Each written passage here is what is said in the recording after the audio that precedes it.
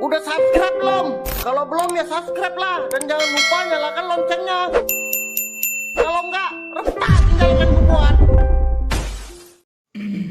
Assalamualaikum warahmatullahi wabarakatuh. Sehubungan dengan sebuah suara yang beredar di dunia maya lewat WhatsApp yang berdurasi 4 menit 27 detik, yaitu suara urang ineng yang hana taturi sawah di mana dan kapan, yang menjelaskan tentang masalah Tuhan yang bereferensi daripada kitab tafsir Juzul yang insyaallah akan terdengar sama-sama.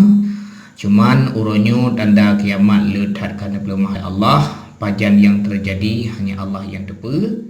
Kedanyo tapreh daripada ilmu alim ulama yang jauh lebih faham tentang masalah kiamat. Jadi nyo suara urinangan. Selamat mendengar. Abang, baik Tuhan ibadat bang bu, baik Tuhan sembahyang yuk kaki dunia abang. Karena gue pegah yang kitab tafsir lah barosa, gue pegah tanya akan ngerti tahu bala yang bala tersebut hana ubat ya. Yang jino kan corona ni yang hana ubat lah bang. Awak long kagak karantina selama mendahulu hanya dubi-dubi hanya gak tahu-tahu nyangkut berat kapara yang bang. Sampai wata jamaah mantang awak long kagak baca yasin dia support untuk tulak bala dan yukun kunut nazilah. Sedangkan kunut nazilahnya yang adalah jalan terakhir untuk mandum-mandum nyan jalan terakhir hana jalan ni baru takkan kunut nazilahnya. Olehnya gue pegah yang tafsir lah tanya gue pegah kadang 6 puasanya kata terjadi dukan apabila terjadi puasa baura Jumat dan gue pegah akan bala terbesar gue pegah tanda kiamat terbesar akan terjadi. Halnya ni pegah nasa akan nerhut meteor gue pegah kena udonya pegah sehingga satelit mandum pecah. Jadi tanya jam hana berlaku le, motor hana berlaku le, Honda hana berlaku le, pesawat hana berlaku le gue pegah. Yang terjadi dukannya perkiraan yang urang ino gue pegah 6 puasa gue pegah. Yang akan support selama 40 euro. Yang tanya sapu-sapu hana ada hana ada sembahyang hana ada tujuan, tak puasa hana ada tujuan, imsak hana ada tujuan, sapu-sapu hana ada tujuan le gue pegah le gura yang kitab. Alih yang tanda kiamat lah gue pegah. Raja besar Islam gue pegah meninggal ya akibat terbunuh. Yang jino Raja Salman jino pengawal pribadi mantan kan meninggal. Yang goknya jino dalam pelarian gue pegah. Sedangkan gue pegah yang kitab waktu zamannya raja Islamnya imat kekuasaan raja leheboh putra mahkota. Yang jino butuh leheboh putra mahkota yang raja kerajaan Arab ni kiban kok ngeri ka awak yang kai stop hai bitamang le urungnya tawakabah nan kiban yang gue pegah miosa andaiji yang kitab tafsir gue pegah miosa andaiji dalam Ka'bah hana soleh tawaf yang akan terjadi kiamat dunia. Yang terakhir yang tawaf Ka'bah adalah Imam Mahdi. Nyojino Imam Mahdi kana bang.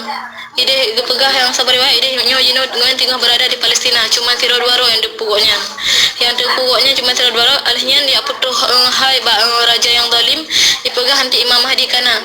Yang dino Imam Mahdi sedang menuju ke Mekah enggak tawaf tiro. Tengahnya kagak tawaf tiro gogoknya yang berarti ke tanda yang ke kiamat ter Nabi Isa.